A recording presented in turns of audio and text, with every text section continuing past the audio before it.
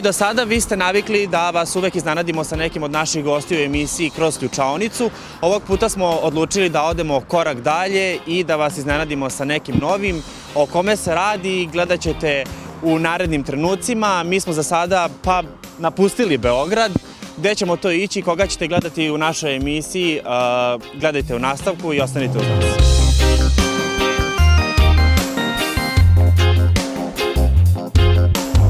Nalazimo se trenutno na autoputu Beograd-Zagreb, gde idemo saznaćete vrlo uskoro. Naravno, u pitanju je jedan mladi bračni par koji ste nam apsolutno svi tražili da ispratite i da ih snimimo i da vidite kako oni žive. Mi smo se uputili van granica Srbije, tako da ostanite uz nas da vidite o kome se radi.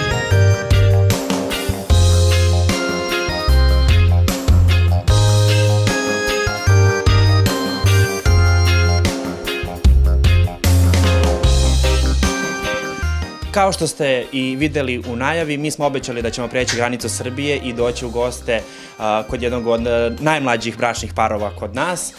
Mi smo u poseti kod Dalile i Dejana. Ćao Dalila. Ćao Gore. Mi smo došli kod njih u kuću. Dalila će nam sad upravo pokazati kako ona živi, šta se dešava kod nje, pa ćemo malo i časkati. Važi, ajde. Evo, ajde, hoćeš da krenemo odavde ili da ne smetamo Dekiju? Deki upravo, evo, kao što možete vidite, igra PlayStationu, želio se kako smo izašli iz zadruge, 4 mjeseca nije igrao, tako da trenutno se nalazi GTA, kao što možete da primijetite. Petica dok ne izađe šestica. Ništa, tu provodimo, da kažem, naše slobodno vrijeme, najviše smo ovdje u dnevnom boravku. Jednostavno tu se nekako osjećamo najopuštenije. Ne znam, ajde da prođemo ovamo da vidite. Ovdje se nalazi naš predivni stolić. Tu su uglavnom uvijek svijeće, jako volim svijeće, ove mirišljave. I čokoladice, naravno, svega smo. Ovo, za ovaj Snickers, ovo moram da vam kažem, je tolika otimačina bila u zadruzi, da ne možete da vjerujete. Evo vidite, sad stoji na stolu normalno. Sad stoji na stolu normalno, nikoga ne dira, čak ni gore nije htio. Niko se ne otima. Niko nije htio da jede. Naš namještaj. Tu su bili neki veliki jastuci koji su došli uz namještaj, mi smo to sve sklonili u garažu. Ovdje je i Tedijev namještaj, molim te da zabilježiš ovo. Pogledaj, tu piše Tedi, to je njegova ugaona, njegov dvosjed, trosjed. Pased. Da, Tedi tu provodi svoje vrijeme. Šta bi još mogla ovdje da vam pokažem? Ovo jaje koje se nalazi ovdje, to jeste ova ljuljaška, ona inače stoji na terasi. Međutim, kako smo isto išli u zadrugu, to smo unijeli u kuću da stoji tu, čisto da eto ne kisne ili ne znam. Da ne nestane. Da ne nestane. Što bi rekli, da ne dobije noge. Da. Ja moram da te pitam, šta je ovo? Ovo je cvijet koji je radila jedna moja Jelena, ona na Instagramu inače prodaje ovo cvijeće i ona je imala želju da nam pošalje eto za naš ambijent ova dva prelijepa cvijeta, ona to radi ručno, tako da ovo je kao od papira. Da, od papira. Ali to nije sve, ja moram te prekinem i vidim da se mi grejemo na kamin. Kamin. Kamin je nešto što nam se dopalo isključivo zbog ovog izgleda, to jeste okvira njegovog, 2 lava, kao što vidiš. Znaš da su naši fanovi poznati po tome da su lavovi i lavice i da su borbeni. To smo Deki i ja. Jeste da nije lavica ovamo, ali eto 2 lava. Da. A kamin isto može da grije, isto može da se upali na daljinski, znaš, kao vještački, znaš, nije pravi. Htjeli smo da radimo pravi, međutim, isključili smo tu opciju zbog tog dima i to sve kad se nadimi kuća. Ali ja vidim i 2 krune. Pa 2 krune, da, to je krunisan naš brak. To smo dobili kada smo se vjenčali, međutim malo je Deki ovo J slovo otpalo, moramo da zalijepimo. U transportu. Moramo da zalijepimo to, ali uglavnom to stoji, eto tu, mislim, to je odvojeno, nije to došlo s kaminom. Da, to se tu. Tako da, hoćemo da pređemo u kuhinju. Može. Kuhinja. I ujedno i radni prostor, koliko vidim. Jeste, pa tako tu Deki i ja isto sjedimo kad on vraća svoje Instagram profile. Da, često se dešava da mu obaraju Instagram profile, pa eto tako tu mora, pošto ne može preko telefona da im šalje, ne znam šta je njima potrebno tamo, onda on to tu radi. Mala fontanica. To me zanima, jel to ima neku posebnu namjeru? Kažu da je to po feng shuiu nešto predstavlja. Kad je sve tišina u kući, samo se čuje ona stvarno kako žubori i meni iskreno mozak malo odmara. Da, smiruje me malo. Ovaj poklon, on nam je stigao neki dan kad smo izašli iz zadruge od mog oca. Moj babuka je to nama naručio. Zaista nisam znala da zna da poručuje tako fancy stvari. Kuhinju smo uradili isto po našoj želji. Bili smo kod te gospođe tamo. Ona nam je crtala na kompjuteru onako kako smo joj mi pričali. Imali smo želju da imamo ovo ostrvo, to jest taj američki neki stil, taj aspirator napu iznad šporeta. Čak smo htjeli da uradimo i ovdje sudoperu, međutim nekako smo se odlučili za opciju da samo bude ova ploča sa ringlama. Mi moramo ti zavirimo ovdje, šta ti sad tu držiš, čaše, tanjire, začine? Ajde da mi pogledamo, ne znam. Evo, ovdje su Dekijevi suplementi dok je trenirao. Kemikalije. Dok je trenirao protein, glutamin i tako te gluposti, aminokiseline. Ovdje su tanjirići koje koristim, eto kad neku tortu imamo, neke kolače kad napravim. Kao.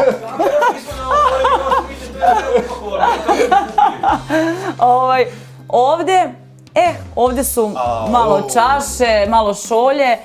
Ovo su nam iz prvog realitija našeg šolje od naše podrške koje smo dobijali, Deki i ja. A ovo je sada šolje koje smo dobili dok smo bili u zadruzi, međutim nisu nam bile unešene pa smo ih dobili kada smo pobjegli. Ja stvarno se ne znam. Tako da isključivo je... Ko je slikao ovu sliku? A ovo je slikao Goran Todorović, jeste da! Ovo je Goran slikao na rođendanu od jednog poznatog voditelja i stvarno uhvatio si nas, šta ti kažem, filmski. Svaka mi čast, tako.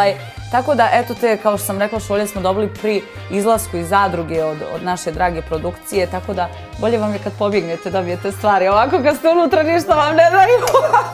Šalim se. Ne šalim se. Ove šolje smo isto dobili od jedne Instagram stranice. Hoću da ostarim sa tobom, to smo Deki i ja kad budemo baka i deka. Ovo toliko sam lijepa da preliva to dok sam ja imala nekih 80 i nešto kilograma. I tvoja čuvena rečenica srećni i debeli. Srećni i debeli, tako je, da se ne bakćemo više šoljama. Koliko vremena provodiš u kuhinji? Joj, pa vidi, sad nekako u posljednje vrijeme Deki više vremena provodi, on voli stvarno da sprema, da kuva. Volim i ja, ali kad me uhvati to nešto moje, znaš, da spremam. Ali kad ja, na primjer, spremam, ja volim to da stavim, na primjer, jednu šerpu i dok se to sve krčka, da je on sve onaj krši lom što sam napravila, to odmah sklonim u mašinu za sudove i to, i da to samo stoji šerpa tu, da se krčka, briskam to pomalo tu. A Deki kad sprema, on ostavi haos. On stvarno ostavi haos poslije sebe i on kaže, evo sad sam nas nahranio ljubavi, aj sad ti ovo sve očisti. Kad mi kaže, aj sad ti ovo sve očisti, bolje da nisam ni jela, bolje da sam ja spremala. Ali šalim se ljubavi. Tako da stvarno uzajamno dobro, ekstra top spremao nam je i u zadruzi dok smo bili, ja nisam imala želju da se guram sa njima u kuhinju. Tamo jer vidio si, to budu kao lešinari navrnuli.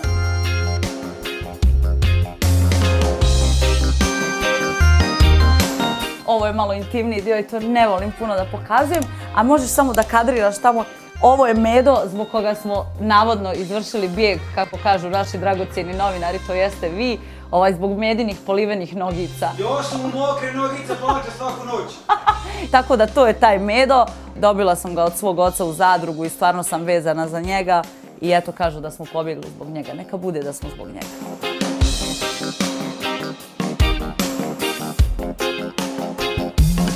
Idemo sad na jedno mesto, jel provodiš tu najviše vremena? Ne provodim dosta vremena tu. Rekla sam ti, najviše vremena provodim u dnevnom boravku. Tu smo samo kada se oblačimo, šminkam, kad se ja šminkam, pođe da kažem kad se šminkam. Ajde, možete da uđete da pogledate. Ovo je garderober. Od uvijek sam imala želju da imamo samo garderober, znači gdje će samo da budu stvari, to jeste garderoba i tako. Tako da, eto, uradili smo, međutim pokajali smo se i rekli smo da nam je baš mali. Tako da vjerovatno ćemo mi to nekad i da proširimo malo. Što se tiče stvari, ne znam da li te nešto zanima? Zanima me sve. A mislim da će i sve gledalci zanimati, a to je da krenemo redom. Ovdje recimo držiš nešto, verovatno svakodnevno što nosiš, ali tako? Da, tu su mi pretežno stvari za svaki dan. džemperi, ne znam, pantalone, farmerice. Iskreno da ti kažem, nismo se raspakovali skroz. A šta je ovo? Ovo su cipele koje se otprilike kreću od par stotina do par hiljada eura. Dobro, jedne se nalaze ovde. Evo, da ti pokažem, jedne su ovde.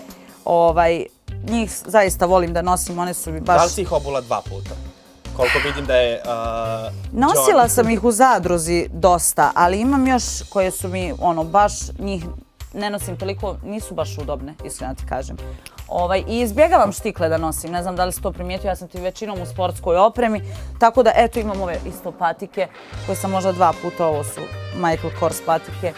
Njih volim isto, ali imam neke druge koje nosim. Također kozmetika koja je stizala dok smo bili tamo, pa nije bila unešena. Tako neki lakovi za kosu, ne znam, ovi šamponi za suvo pranje. A ovde, ovo je nešto što je personalizovano, koliko vidim. Da, ovo je šampanjac, Moet, Dalila Dragojević, to sam isto dobila od jedne firme za uspomenu, tako da eto. Iako ne pijem, znaš, volim da mi stoji tako tu. Tu su i Dekijevi parfemi, i moji parfemi neki. Šta bi ti još ovdje pokazala? Ajmo da pređemo na ovu ovde stranu. Ja vidim ovde da ti imaš i bunde, jakne, da si možda sa ovim i što bi rekli onako najbogatija, da imaš ovde dosta ovih stvari. Evo sad ću ti pokažem, na primjer, ovo ti je moja jakna. Omiljena jakna. To sad da ti vidim, koja ti je najomiljenija? Ona mi je najomiljenija, ona je malo teška, zato što je unutra sve krzno, a nju najviše volim da nosim i nekako mi tu uvijek na dohvat ruke. Ovo isto jakna koja je malo teža. Nju nisam nosila možda par puta, nekako ne mogu da se uklopim baš s njom. Ta roze boja, nisam nešto ljubitelj baš. Naprimjer, ovu bundu sam dobila u zadruzi također od svog oca i ona mi isto sada mi spada u najomiljenije. Isto je zahtjevna baš da je nosiš za neke specijalne prilike. Nije mi za svaki dan. Šta još dobro, to sam... Znaš li koja je najskupocenija stvar koju posjeduješ? Ja ne volim da pričam, Gorane, o tom iskreno ti kažem. Ne pričamo o ceni, ali recimo možda ima najskupocenija za tebe kao sentimentalna... Najskupocenija kao sentimentalna, mogu da kažem je osoba, moj Deki. On je najskupoceniji, njega ne možete da platite, da ga kupite, apsolutno ništa, nije podmitljiv, tako da ovo su sve stvari koje možete da kupite novce. Ja sad i vidim ovdje. Dobro, ovo su, to su mi stvari koje iskreno ti kažem mi je žao da ih otpakujem, da ih obučem. To su Victoria's Secret pidžame koje sam dobila od moje sestre, nisam ih prikazala na Instagramu. I ovdje se isto nalazi badem mantil, Victoria's Secret još malo debeli. Šta bi još, ovdje su sve džemperi, ovdje ti je moja šminka. Što bi rekli kutak, onako ženski. Da, ovo je bilo vidiš sad kad bi ovo upalila, malo ću na svjetlo, vidiš jako je svjetlo. Nećemo to upaliti sada. Inače to upalim kada hoću da vidim svaku tačku na svom licu. Tu je dosta šminke se nalazilo, međutim ja sam to pokupila i ponijela sam u reality. Eto, desilo se da sam kradena, nažalost, ali vratila sam, obnovila sam opet šminku, vratila sam na staro. Pa vidimo da imaš mnogo i neotvorene, da. Tako, evo ovdje se nalaze maske za lice. Ja sam ljubitelj maske za lice, zaista. I to su sve, eto tako, te maskice. Ne znam, neke maramica, Sepsol, to... Ovo je maska, vidiš, maska za lice. S ovom maskom sam ušla u zadrugu. Da, to je čuvena maska s kojom To je čuvena maska s kojom sam ušla. I da pređemo na Dekijevu stranu na brzinu, samo koliko vidim njegov deo nije toliko Dekijev dio, pošto on, kad smo bili u Beču, mi smo nabavljali sve nove stvari, on je nakupovao sebi more dukseva i trenerki, međutim, kao što sam ti rekla, to sam sve ostavila na pranje, tamo je u Vešernici, da. Tako da perem to postepeno, ne mogu sve odmah i to bude tu. Ovo su mu neki duksevi koje je kupio sad kad smo izašli iz realitija. Ovo su njegove košulje. Toga ima najviše. Da, košulje, on voli košulje. I jakna koju je nosio svakodnevno u zadruzi. Da, nju smo oprali, ona sad, Gorane, miriše na omekšivač, da. Nju je nosio, pošto... Miriše na bekstvo! Da, miriše na bekstvo, kaže. Njegove, eto, kožne jakne, Dekijeve, mada on ne voli da nosi kožne jakne. Dobro, evo ja volim. Eto, E vidiš, ove su čaše sa našeg Da, ovo je nešto vjenčanja. vrlo specifično. To su čaše sa našeg, da kažem, reality vjenčanja. Aha, To dobro. smo u realitiju dobili te čaše 11.6.2017. A onda smo se stvarno vjenčali 4.9.2017. Nisam neko ko preferira da to mora biti uvijek markirano ili nešto, ali volim Ali da... odvojiš se. Volim da kupim dobru torbu, dobre štikle, to mi je ono nešto, dobru jaknu. Eto, to mi je nešto. A ove krpice, ovako majičice, farmerice, to kupujem standardno. Ali ne želim kad imam novac, ne želim da dam na dobre cipele i dobru torbu ili čizme i tako eto.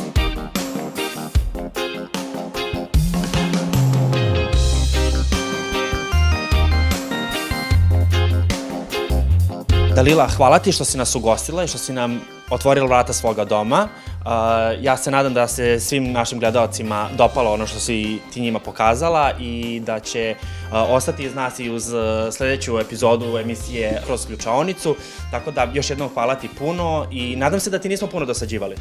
Hvala Gorane, naravno da niste, dođite nam opet, mimo emisije, mimo svega. Nadam se eto da će se dopasti vašim gledalcima, naravno bit će tu i onih kojima se ne dopada, gdje sam možda negdje ispala glupa ili nešto. Nek nas zaprate na YouTube. Da, nek nas zaprate na YouTube-u. Ništa, hvala vama što ste nas posjetili. Eto, pustit ću vas sada idete kući i naravno da vam poželim sreću u daljem radu. Pratite alo.rs, naravno i na YouTube-u, a i na Instagramu. I to je to. Ljubi vas i voli vaša Dalila.